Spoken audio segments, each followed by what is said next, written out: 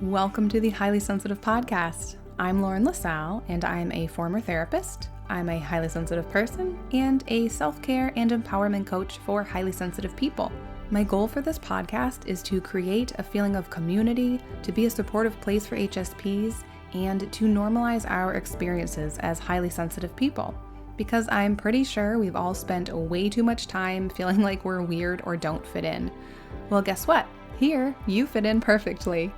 This podcast will give you tools to better understand yourself, to help you learn how to care for yourself as an HSP, and to start viewing your sensitivity as a strength.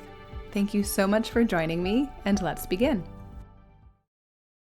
Welcome to the Highly Sensitive Podcast. I am so excited to share the conversation that I had with today's guest. She shares some amazing stories about the healing power of art. But before I get into that, I wanted to make sure to read a review of the podcast on Apple Podcasts.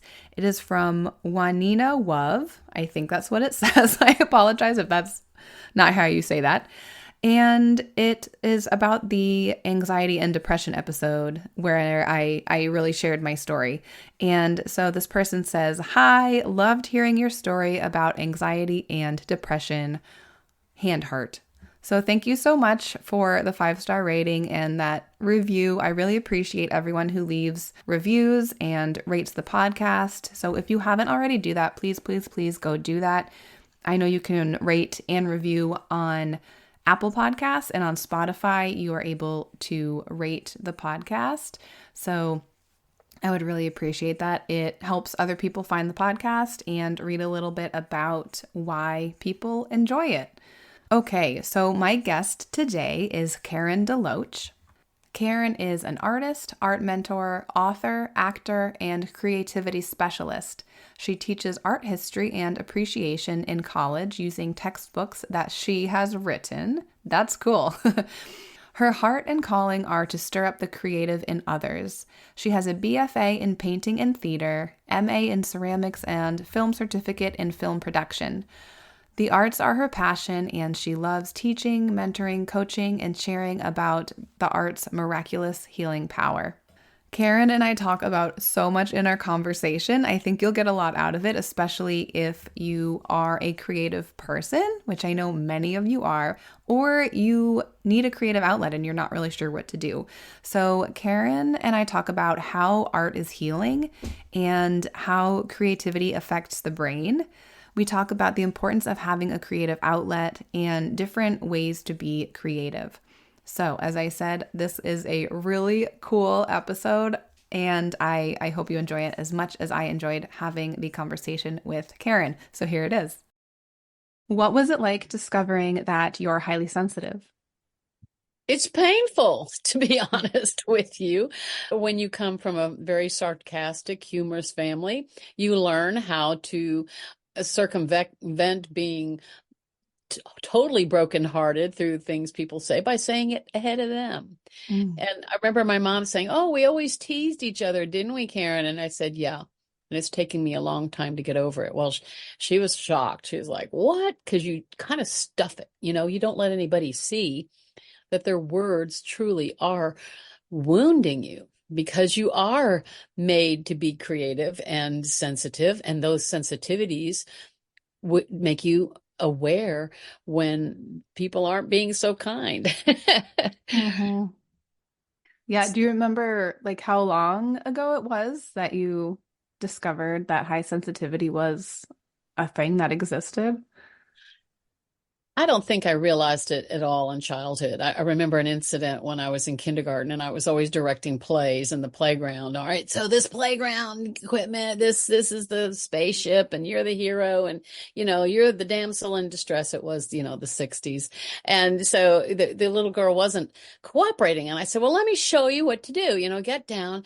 And the little boy, being a prankster, being a little boy, came over. Instead of helping me up, rescuing me from the monster from outer space, he lifted my skirt over my head.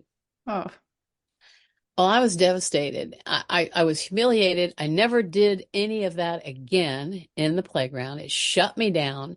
And I made a vow that boys couldn't be trusted. We're talking about, a 5 or 6 year old condemning half the planet's people.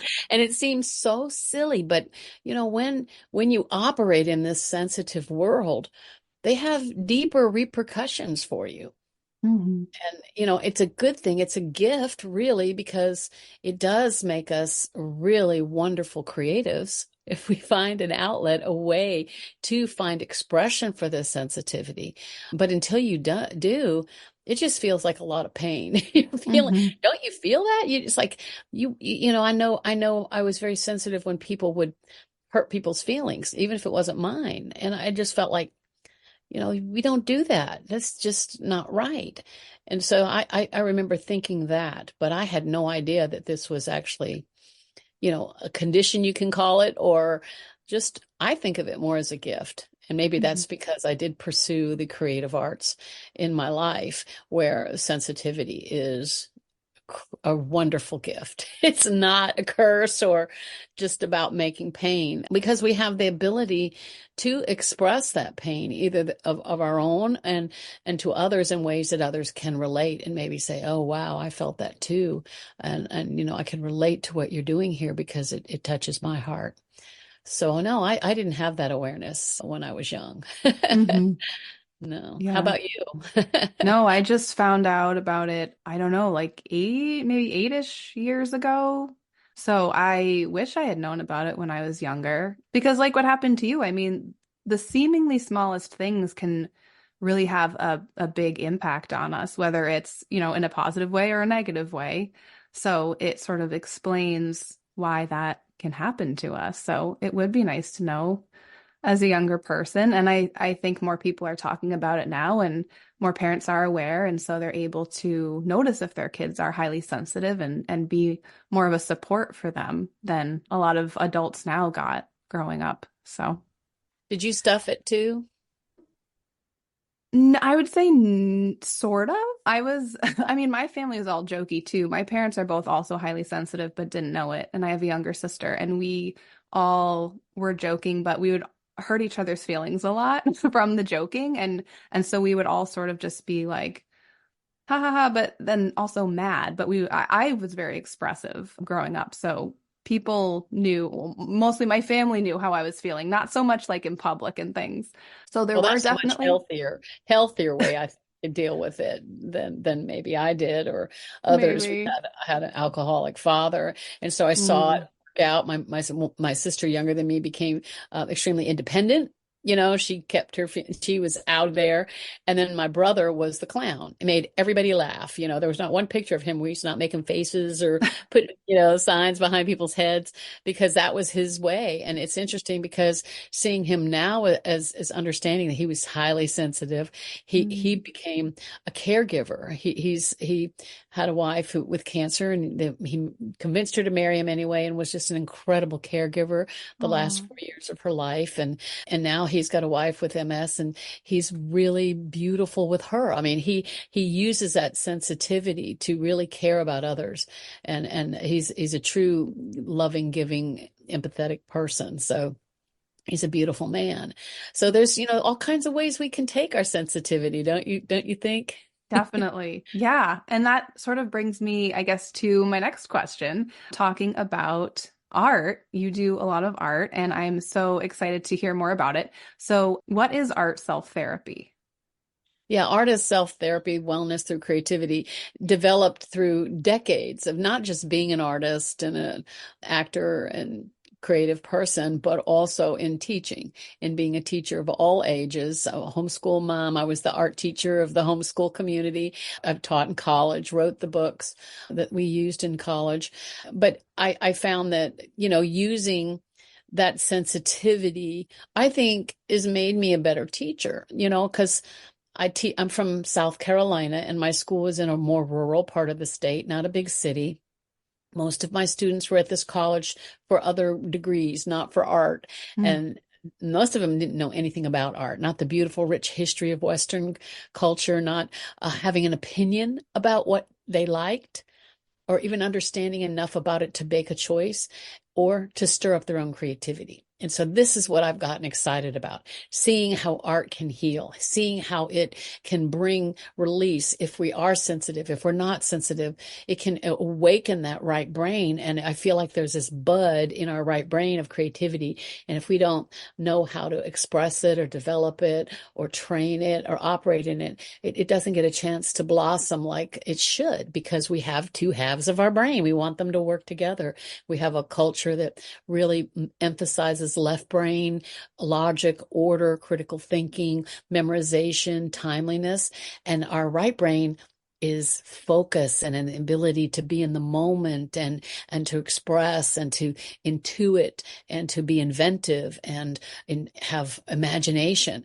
And so obviously it's not either or, it's both. We want them working together. And so I've seen how that can literally bring healing. I saw it with my students. And so it made me want to study the science behind it. I'm not a scientist, but just getting more understanding of the brain and how it works. So I had a student, if you don't mind me telling a couple stories, Oh, your yeah. audience may enjoy this. A young man who was ADHD and dyslexic and probably a highly sensitive person and was not thriving in academics at all because of these difficulties, and discouraged and even depressed. And his mom brought him to my studio, and he thrived. It didn't take long to see that working with his hands, doing sculpture, working in clay, painting, drawing was just setting him free. He started winning competitions. I enter my students work in the youth competitions, and he was starting to win.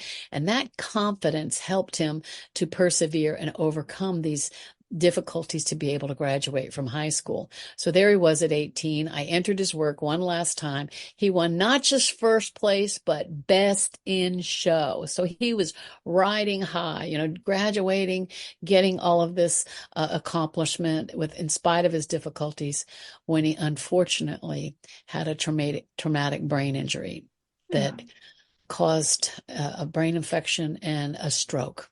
And he became paralyzed on the right side of his body. Oh, wow. 18 years old.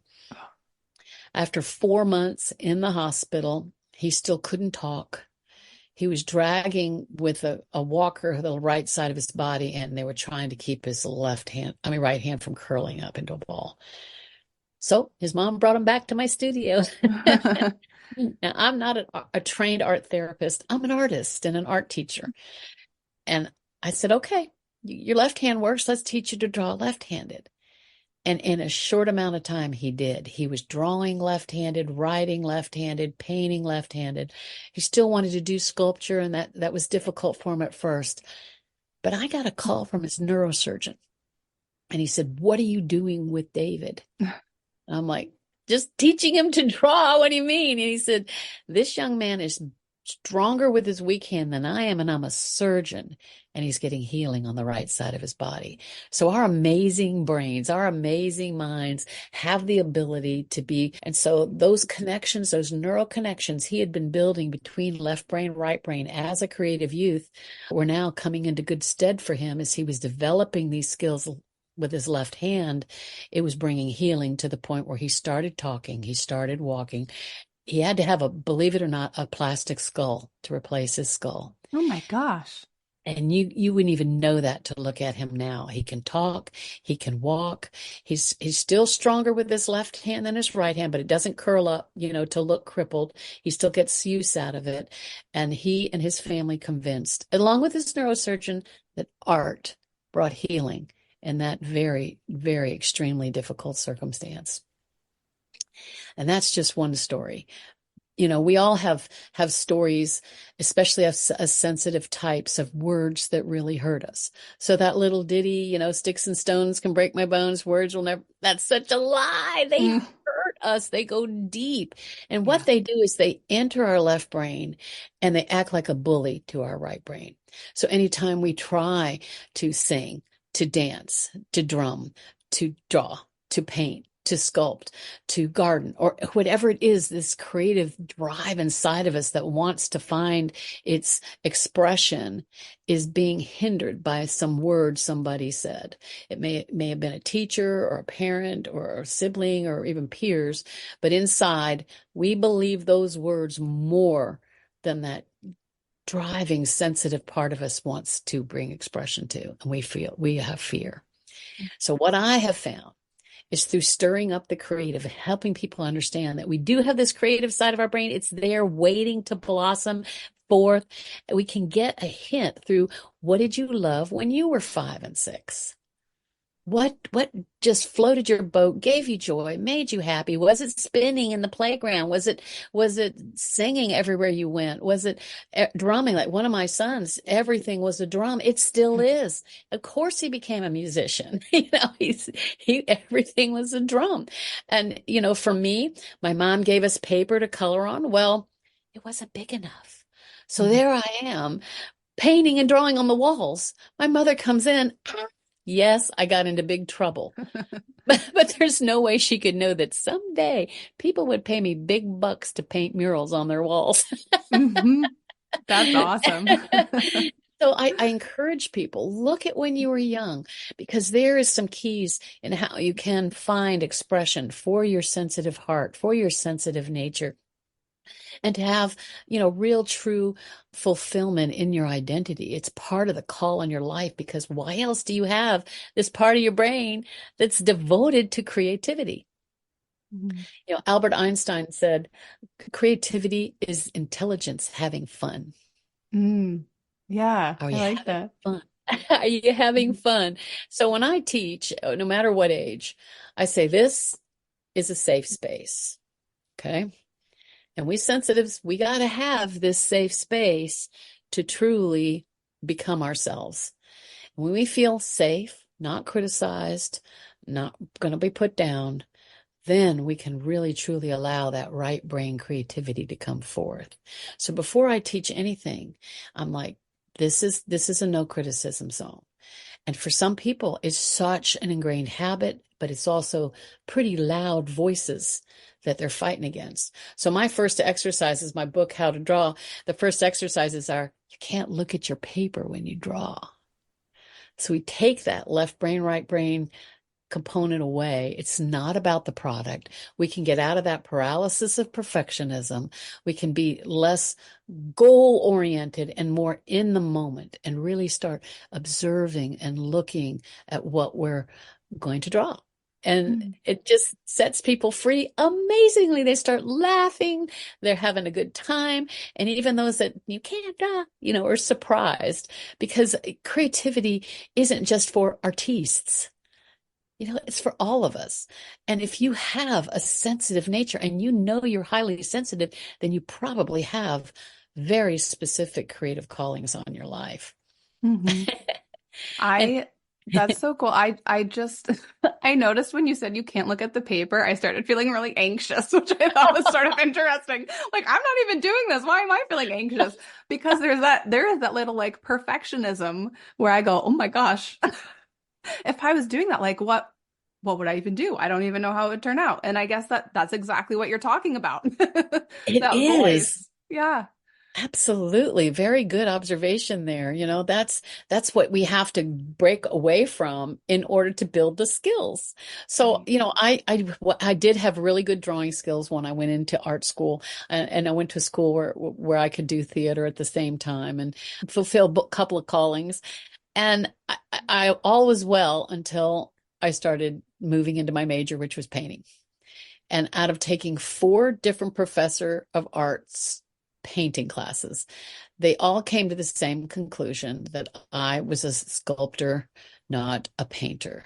They used 4-letter words to describe my paintings. Now, I wanted to be a naturalist in an abstract expressionist era, okay? They wanted me to think deep thoughts and come away, and I wanted to paint beautiful pictures of people and places and things, and they were not impressed at all. And they convinced me I wasn't a painter. Oh.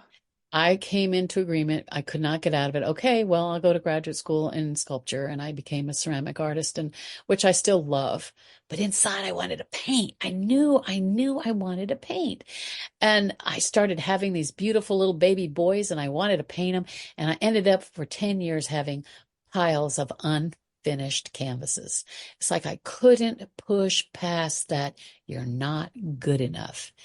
You're just not a painter. You can't do it. It looks like expletive deleted Mm. until I got a mentor. Somebody who had been to the old school of Chicago Art Institute where they taught people the fundamentals, okay?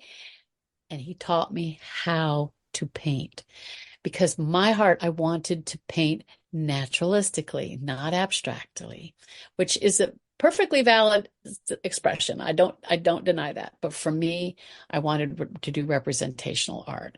And he taught me the skills I needed, which not only made me a better painter, it made me a better teacher. Because before my students get to do their own thing, they have to do my thing. I make them do what I want them to do because I know I'm breaking off what you're describing, Lauren, with anxiety on the product. You know, if you've learned to play an instrument, whether you're 5, 50, or 90, you're going to learn the same things. You have to know where your fingers go, what the notes are, how to read it on the music scale. So these things are universal. Well, guess what? There's universal drawing skills. There's universal painting skills that when you learn those, you're now equipped for expression. So what if you really want to write? You want to tell your stories, you journal and you want to write and you want to express or do poetry. Well, there are certain ways you can learn how to use vocabulary words and create sentences and structures that help you to tell your story. With filmmaking, you know, there's a lot of combination of technology and creativity. Even Steve Jobs said, Apple is not all about technology. It's a marriage dance of science and art. And this is kind of the way our brains are wired. We have both of them. Even if you're schooling, only kind of emphasize left brain skills and they're measurable, they're more easy to grade and to promote. And you have a job now that you know you need those things for. Nothing wrong with it. But often to the trivializing and or even worse, denying the true wealth of the right brain.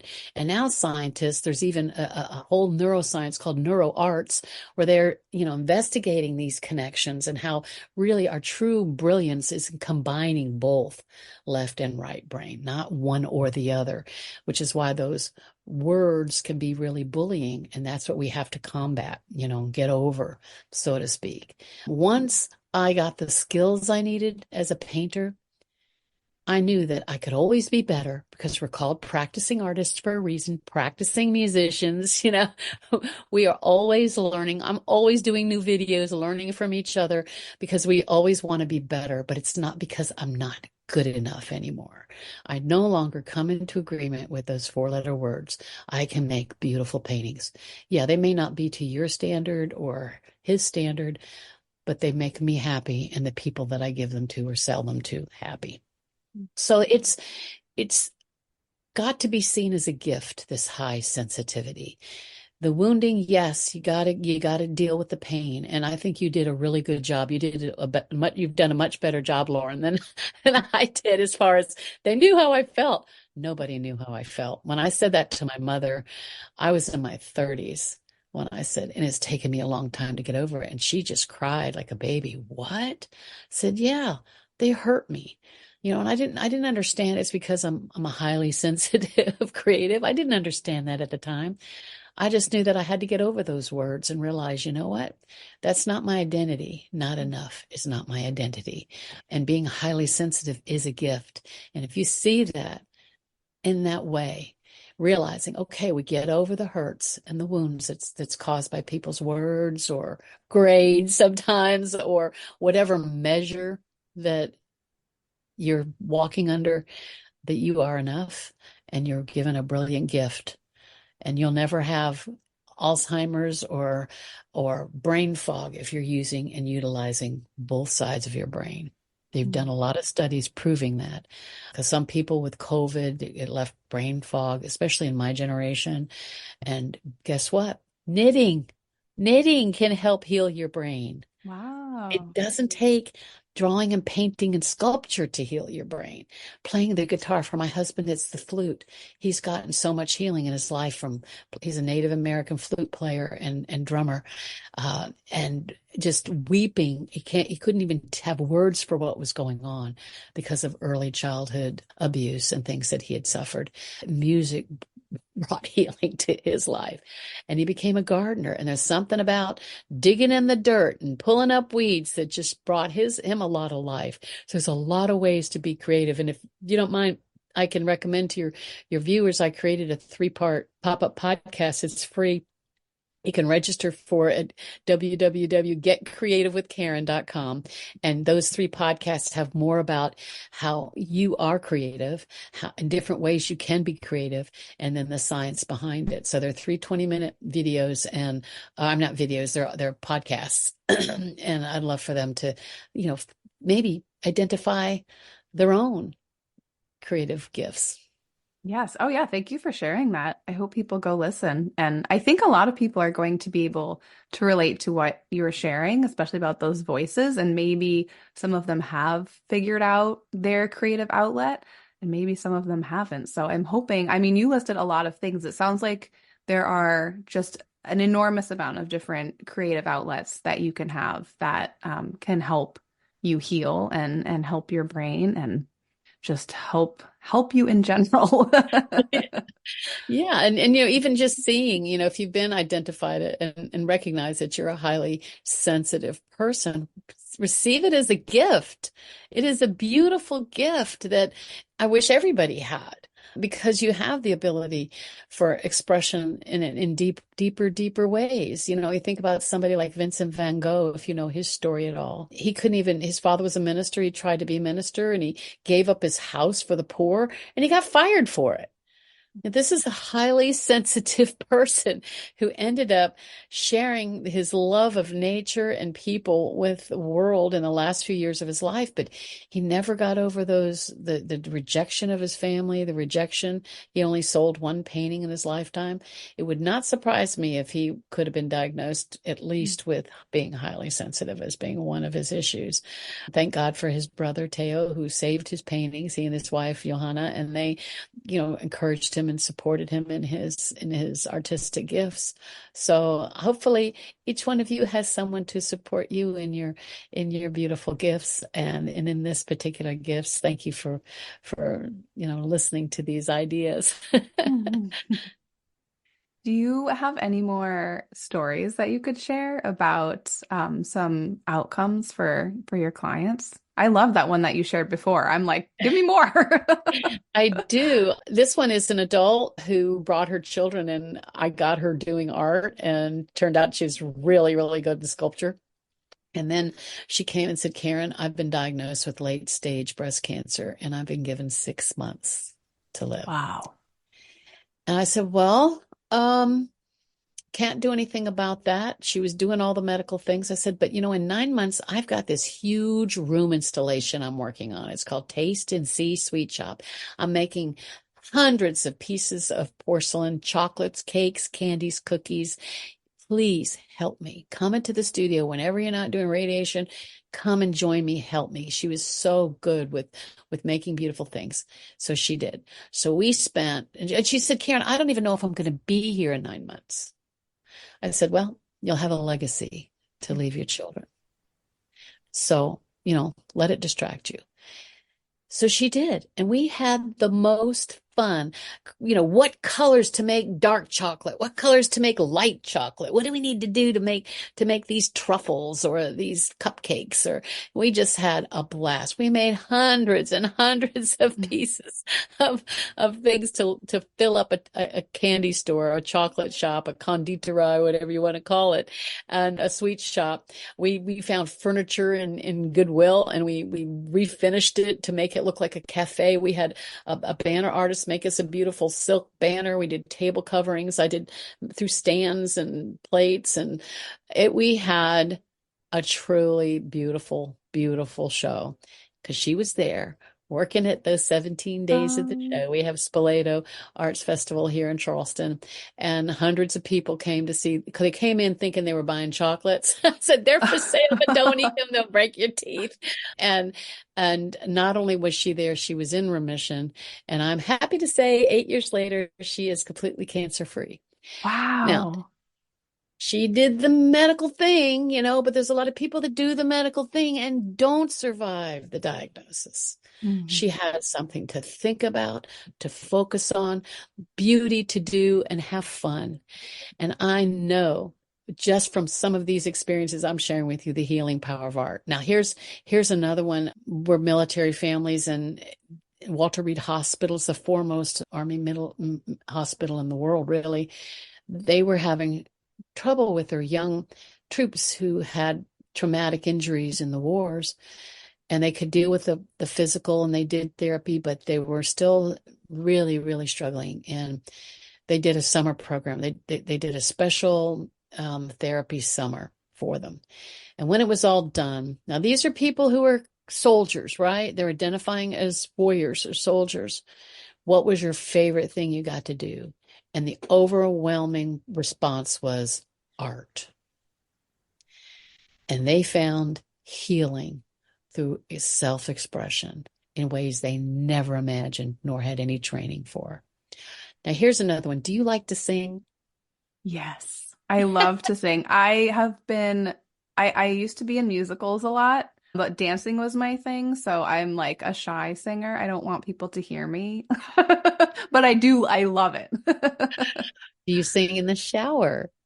Before I had a child, I did. Well, let me tell you, they studied people singing in the shower. So here's what's happening. There you are, rub-a-dub-dub, scrubbing in the tub, right? You're not thinking about anything. You're not solving. Somebody's got the baby or the baby's in there with you. I'm not sure because I remember those days too.